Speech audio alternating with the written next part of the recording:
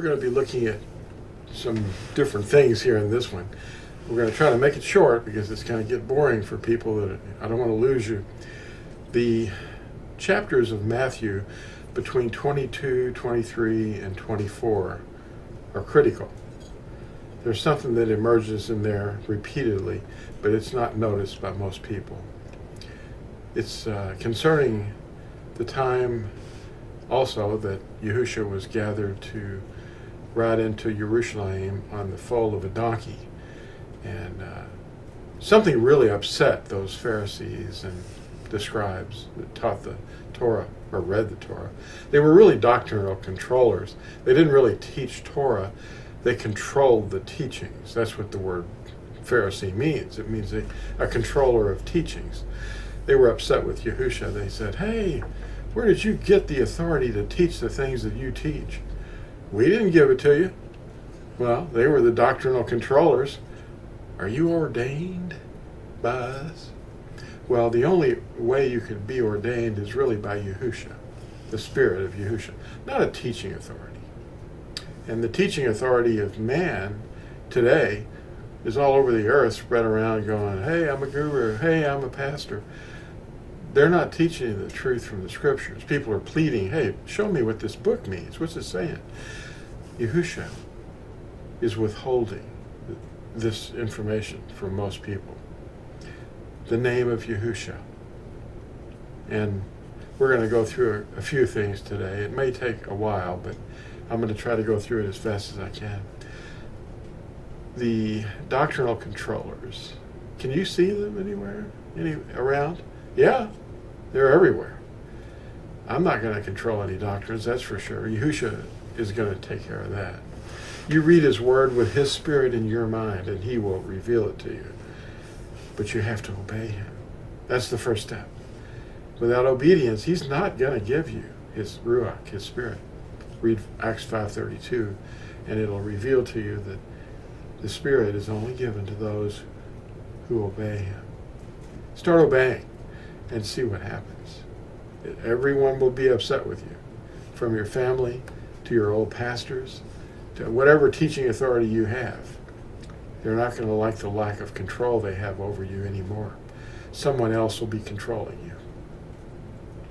So anyway, the most incredible thing that you can do to disturb someone is to do what Yahusha's Talmudim, or disciples, did. When he was riding into Jerusalem on that donkey, they were shouting something. They were quoting Psalm 118, verse 26. Look in an interlinear. That's where you'll find the actual Hebrew inspired words, not some translational shield or veil they put over it by removing his name. In Psalm 118, verse 26, there's a key of knowledge that is sitting there looking at you, and it's his name. The name of Yahuwah, Yod, He, Ua, He. 4 vowels. Don't let them lie to you. What's happening in that song? It's saying, "Blessed is he who comes in the name of Yahuwah." The crowds were shouting that. The crowds were shouting something from Psalm 118, verse 26, that upset the teaching authorities. And they said, "Rabbi, rebuke your Talmudim, rebuke your disciples," because they were saying something that they did not permit. That was the name that they had withheld, the key of knowledge that they withheld. They were saying, "Baruch haba b'shem Yahuwah." We'll analyze that real quick. In fact, one of the best ways to upset someone that is under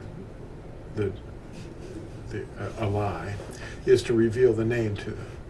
Read the preface of your scriptures. They say they removed it. The preface of the NIV, the NASB, and any other translations, you just read the preface. And they explain, "Hey, we took the name away, and we put in a device that LORD, translated back to Hebrew, means BEL or BAAL. What are you doing?" So the Baruch haba b'shem Yahuwah is a very disturbing phrase. It was a disturbing phrase then, as he was writing in and they were shouting this. And it's a disturbing phrase now. In fact, I'm having them produced now. There's a bumper sticker that is long, and it's about 15 inches long, and it just says, Baruch haba b'shem Yahuwah. It'll be available any day now. And I'm very thrilled that this is going around the world now, because something Yahusha said in Matthew 23, I think it was verse 39, you will not see me again until you say, Baruch haba b'shem Yahuwah. That just gives me chills thinking about that, because we're saying it. We're finally saying it. A curse arose during the Middle Ages because of the severe Christian persecution everywhere against the Yahudim over many centuries. A curse was expressed in Hebrew upon the person the Christians worship. The acronym YESHUA stands for the sentence, a Hebrew transliterated sentence, Yamak Shemo Uzikro, meaning, may his name be blotted out, as from the scroll of life. And they're talking about Yahusha, and they're calling him Yeshu. In the Talmud, the name of Yahusha, it's transliterated Yeshu. And that is standing in part for that acronym, Yermak Shemo Uzikro, which means, may his name be blotted out. Today, both the Yahudim and the Christians avoid uttering the true Hebrew name, Yahusha, a name meaning, I am your deliverer. Who is our deliverer? Well, Yahuwah. He's the only deliverer. He's one person, not two or three. And he came into human form and took on the form of sinful man. Came in the form of man in order to come and communicate to us.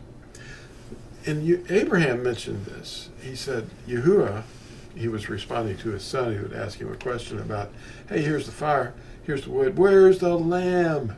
And he said, my son, Elohim will provide himself, the lamb. The Natsarim preserve the name and obey his word. And this enrages the dragon.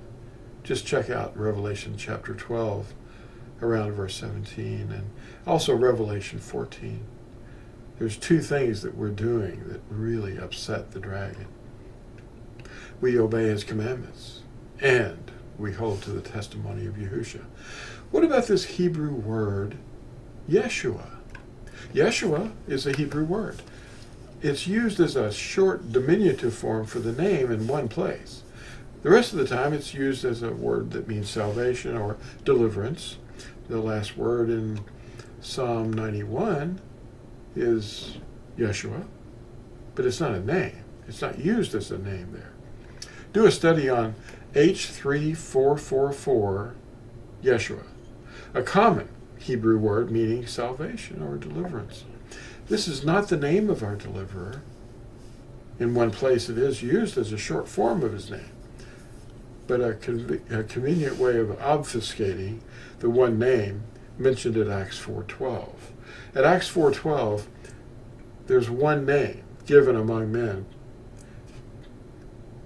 under heaven by which we must be delivered. It's good to realize the irrationality of the Jabberwocky, the nonsense word, J-E-S-U-S, that is not the truth.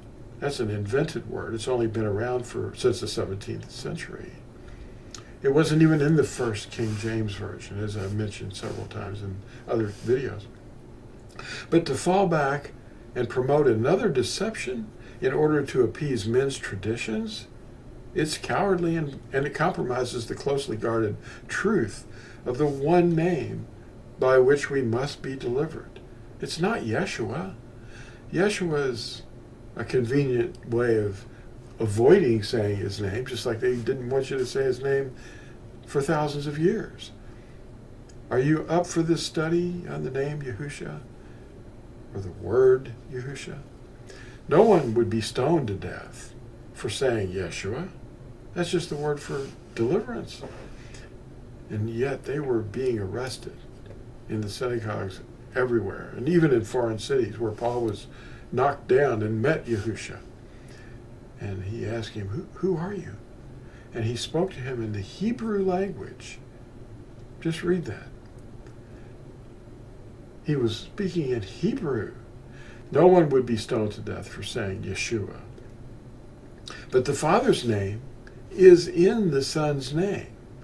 But the Karaim, the Karates, who were called, translated as readers, they didn't want that name read. Yahuwah is forbidden to be read. So they substituted it with Aduni, or Adonai, and any other word. Even in 2008, the Pope issued a bull absolutely forbidding any form of the name based on the Tetragrammaton. And you were to replace that with, in prayer and song and in public worship, with another word, Dominus, or Lord. Well, that's calling him B-E-L again, you know. The altered phonology only avoids the utterance of the name. Since Yeshua, look it up, it's H3444, 3444, and it will expose those who are liars and load the truth into your mind. See, the better understanding is ultimately leading you to righteousness.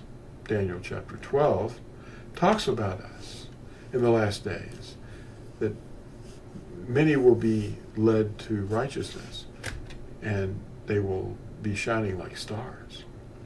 The word Aramaic is not in the Natsarim writings. That's not a word found. And you can look in the Greek translation, which underlies some of the English translations, and you'll find out the word Aramaic is not there, even though it's in the translations on occasion. It's, in fact, the word Aramith, that's the script and the language of our captors in Babel that we dragged back with us. We got this script and we're looking at it, calling it modern Hebrew. It's Aramaic. It's the Babylonian script. And the language of the Yahudim is Yahudith. And they're both seen in the interlinear translations if you look at 2 Kings 18, verses 26 and 27. And this is in response to the Assyrian emissary called the Rabshakeh. The 70-year captivity in Babel brought this Aramaic script into use, falsely identified today as modern Hebrew. The first Natsarim wrote their letters in Ebereth script, that's Hebrew, the language of Eber, and script of Eber. As Luke recounts the event on the road to Damascus. I mean, if you read Paul being knocked down on his way to arrest the Natsarim, you see that Yahusha was speaking in the Hebrew language. When Paul addressed the crowds in Ebereth, or Hebrew, at Acts 21, verses 37 through 40, all the crowd became silent, and they listened carefully because they were listening to their own language. The translations using Aramaic are mistaken by Christian translators. Perform the research. Google Yod, He, Ua, Shin, Ayin. Just Google it and look at it. And you'll see that that's the name of Yahusha. The first use of this word, which is H3091, is in Numbers 13, verse 16. Look at an interlinear, and you'll see it. When Moses, when he called his assistant Husha, Yahusha, it wasn't Hosea. That's a King James and masoretic befoulment. This was one of the 216 incidences where it's found in the Tanakh. It's the first one, actually. So for 216 actual locations in the scriptures, you'll see Yahusha is the correct name. Yod, He, Ua, Shin, Ayin.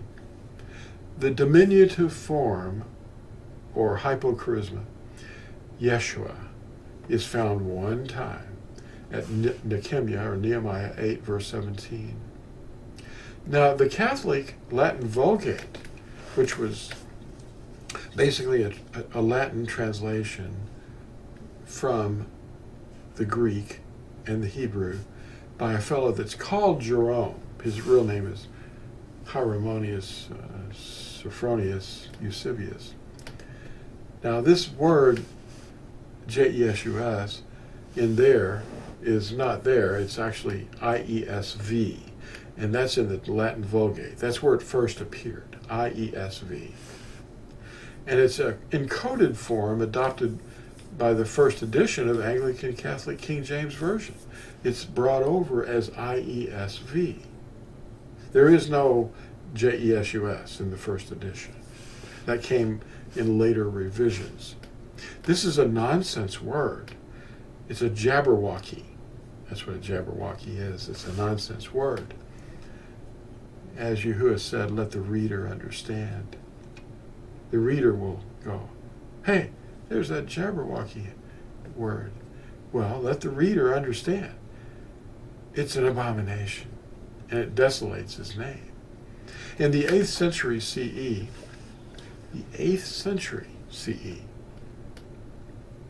the readers, the Karaim, or Karates, introduced the Nikud marks, which were vowel marks to cue a reader to utter a diversionary word, aduni, when reading the four vowels, Yod, He, Ua, He.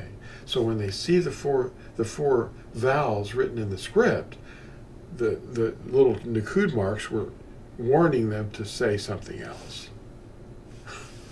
Psalm 102, verse 18.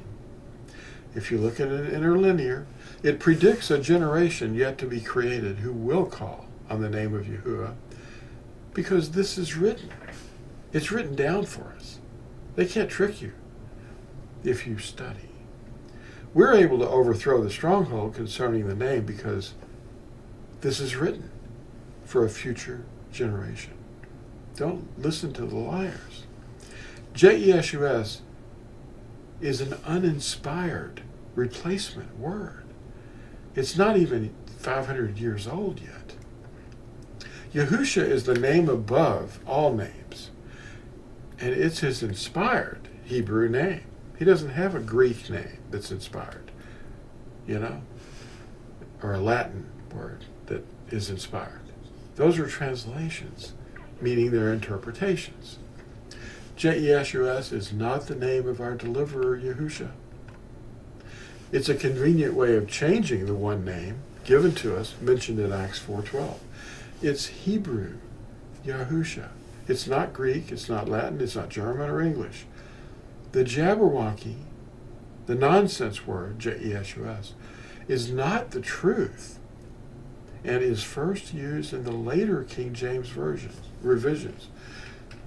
And it was late in the 17th century when they changed it to JESUS. In many prefaces, translators admit replacing the Father's name, Yahuwah, with a device. Yahuwah's name is used in the Son's name, but it was considered to be blasphemy to utter it. Really?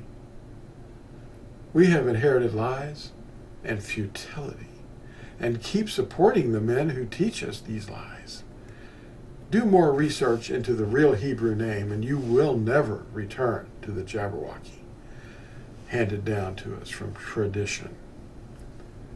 Acts 20, verse 28 says, the Ruach HaKodesh shed his own blood to purchase us. Reality filled in the shadowy outline concerning the words Abraham had spoken to us, to his son, Yitzhak. Elohim will provide for himself the lamb. That's Bereshith, or Genesis 22, verse 8. All of this means Yahuwah is Yahusha, and vice versa. No one knows who the Son is except the Father, and no one knows who the Father is except the Son, and he to whom the Son chooses to reveal him. He prepared himself to be that perfect Lamb, and we receive the restoration to favor with Yahuwah through his blood. He circumcises our minds to accept the truth, and Yahusha comes into us to give us his mind. That's his perspective. And this is only possible if we turn from our willful disobedience and turn back to his commandments, which he wants us to obey. That's the fruit that he's looking for, your obedience. Just do it. And we offer our vessels for him to dwell in forever. We are his Natsarim. And he named us when he said, I am the vine, and you are the Natsarim. The one who abides in him has life.